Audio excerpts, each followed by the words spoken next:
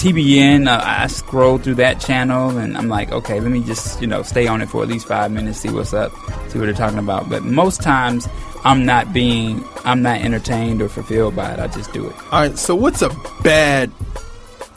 makes a bad movie? And if it's Christian, what makes it like worse? That if you can't just sit through this, like I can't do this. The problem with Christian movies is that they oversell the message to death. You think so? Yeah. They oversell the message to death. I'll give you an example of a decent Christian movie that you really kind of was like, all right, I'm cool with this, because they didn't really sell a message, but Jump in the Broom. Yeah, I like that one. Yeah.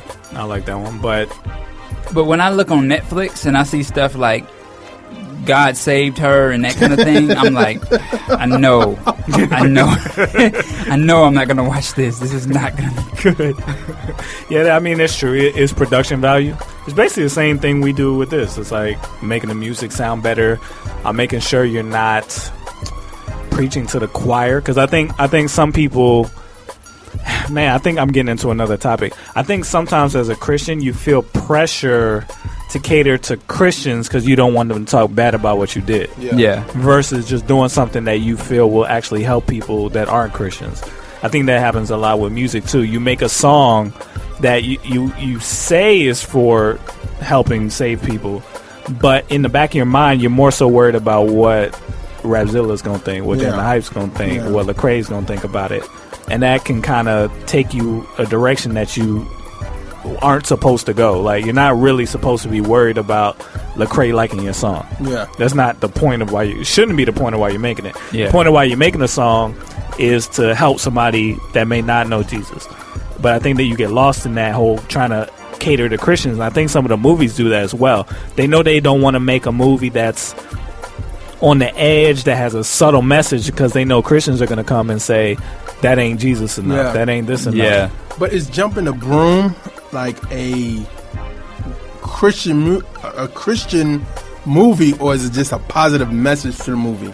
Well, the thing is that it was produced by a Christian person, so at the end of the day, by default, it's a Christian movie. Yeah. Now, do you think he did a good job or not? But I don't think T.D. Jakes went in to say, like, hey, I'm producing this movie because I wanted to make it a Christian. Because if you look at it, let's be honest, if you look at the movie, and we had this discussion years ago when Jump in the Broom first came out, it was, she was tired of getting dogged out, so she's going to save herself for marriage, and she's going to wait until she get married. Yeah. There's nowhere where she said, I accept Jesus. There's nowhere where she just said that. So, you see what I'm saying? Like, well, again, what is a Christian movie? Like, what, the movie's not saved. So, the person who made the movie is a Christian. So, by default, regardless of what was in it, it's a Christian movie. Yeah. You know what I mean? So, it may not be a good one. It may not be something you agree with, but there's no really such thing as a Christian inanimate object. You know what I mean? No, but like, because what I think about sometimes is like, why can't it just be a movie?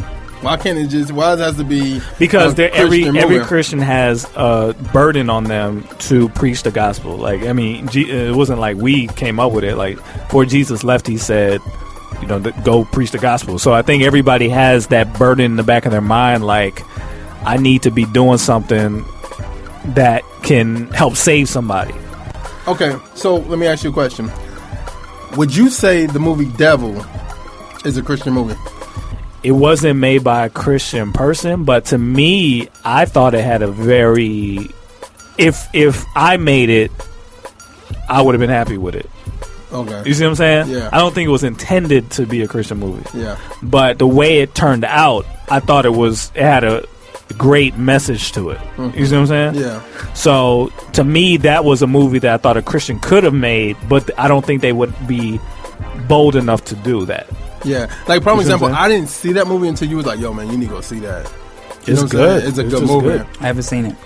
And I was like, I don't know. But then one day, it came on, like, cable, and I watched it, and I was like, wow, this is, like... And it has a legit message. It's not a so-so message. It's legit. Like, it's, you know, forgive and let God, you know, handle all that stuff, and he'll make it right. Like, I think Christian could have made that, no problem. I think what Christians worry about is that the message is going to come off corny, and people aren't going to receive it.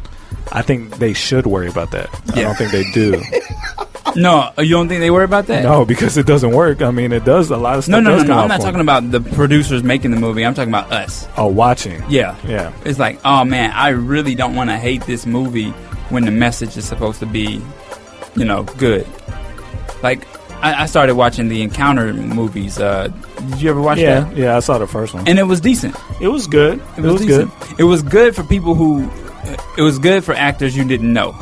Yeah, it was definitely noticeable that it wasn't A-list actors. And yeah, it wasn't what movie is this? It's called Encounter, but it was good. It was a good concept. Yeah, they went a little. It was obviously Christian. Like they went really hard on the Christian piece of it, which to me, I think you can be a little bit lighter, and get the point across, and it'll be a little more inviting to somebody who may not be Christian. Because I just think it's hard for a Christian to remember that the stuff you know about Jesus now, you didn't know that when you first became a Christian. Yeah. You assume that most people know that, and you're like reminding them, but not everybody knows what you're talking about. Mm-hmm. So I just think it needs to be a little bit lighter footed than what I've seen.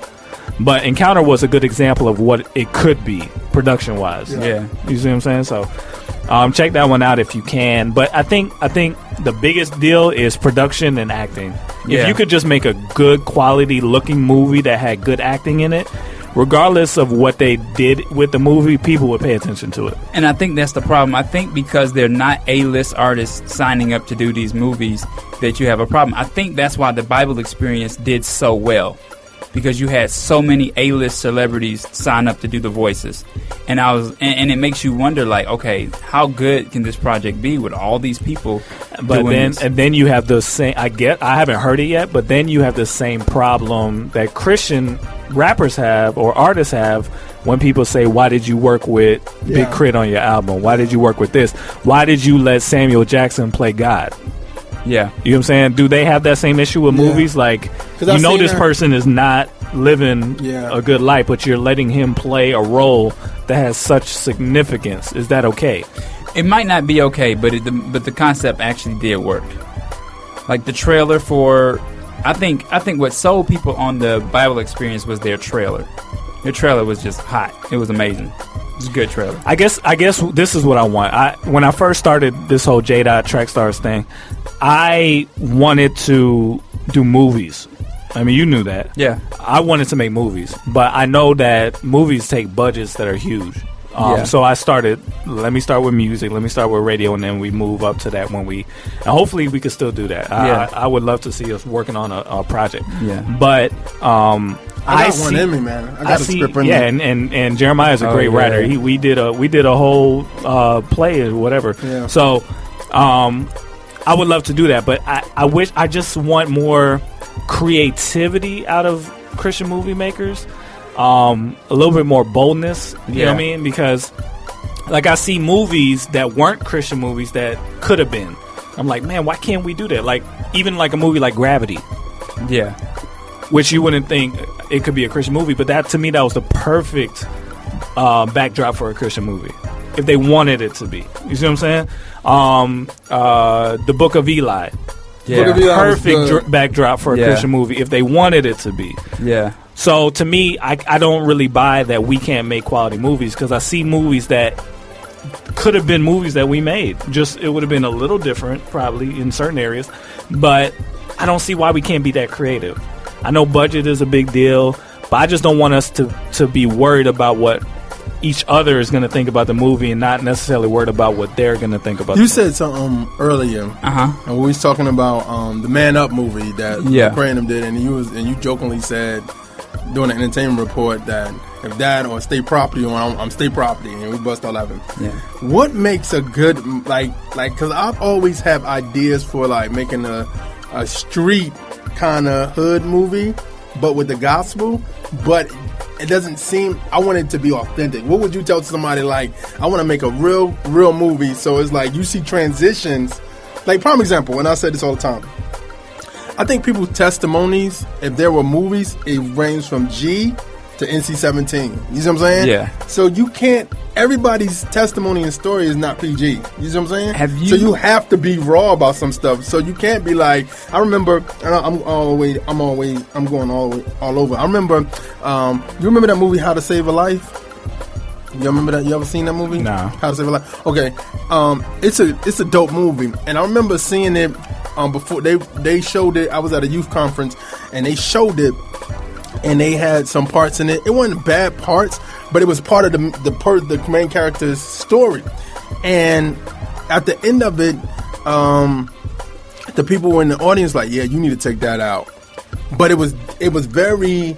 Like, it made the main character reflect on his life. So if you take that part out of it, then it's like... What's interesting is it's a hard battle, but what's funny is the Bible doesn't even leave out those parts. Yeah. The Bible is raw. Like, I'm reading through it now, and I try and get a little bit further every day. I'm on 2 Kings now. Mm-hmm. There's some stuff in there, man. I'm like, yo, if you showed this on TV, yeah, it would be a problem. Yeah. So, but... Is it right for Christians, for us, to be concerned about what? I guess we're worried about what little kids are going to think, or we're worried about the Christian, church. Yeah, that's what I'm saying. That's concern. We're worried that the church is going to come down on us because of what we present. But is that good to worry about that? Or should we just be like, yo, this is what it is. I don't care what nobody says. Well, I think when you say you worry about the church, you worry about the doctrine being biblically sound. If you're off from that, you are going to get scrutiny from the church. And I think people fear being told that wasn't the way it was in the Bible. That wasn't how it really should have been. But that's not what I'm talking about. I'm talking about more people, like, prime example. Yeah. A testimony. Let's say somebody got saved, but before they got saved, they were a big time, like 13th disciple testimony that time. Yeah. Like that in general, that's not something where two street cats meet up and they saying, "Yo, how you doing, man?" They about to. It's gonna be. I'm tired of your crap, man. Yeah, it's not. That's not authentic. I'm sick of you pushing me around on the block. Yeah. That's not authentic. You know what I'm saying? Get out of my hood. Would you do? Because to be honest with you, Man Up was kind of like that. Like you could tell. Like they taped it in Atlanta, and they did a good job. The look of it is very good. I like the movie, but when you look at it, it's like, could we be edgy enough? Or is that like, no, that's too much? Because in the urban area, nobody's going to say, like you said, man, get out my face, man. Leave me alone, man. Yeah. You know what I'm saying? Like, where I work at, like I say, I see it all the time. And dudes is like, just raw with it. It's not it's just, I think we make it cute for the church. Then you get into another problem, which we did. Should Christians be actors? Like, I wish my man Deontay was behind the mic, because should a Christian play the role of somebody who's cussing and all that kind of stuff? Like, you know what I'm saying? Like, what do you do with that part? Yeah. It's like I said before, I think we talked about it when I first was doing the show with the acting stuff. With roles that are, considered like, oh, he's cussing or whatever, like my big movie, like, I mean, that's all I did was probably cuss and talk crap and, talk down to people. But, it's a character. It's telling a story. Yeah.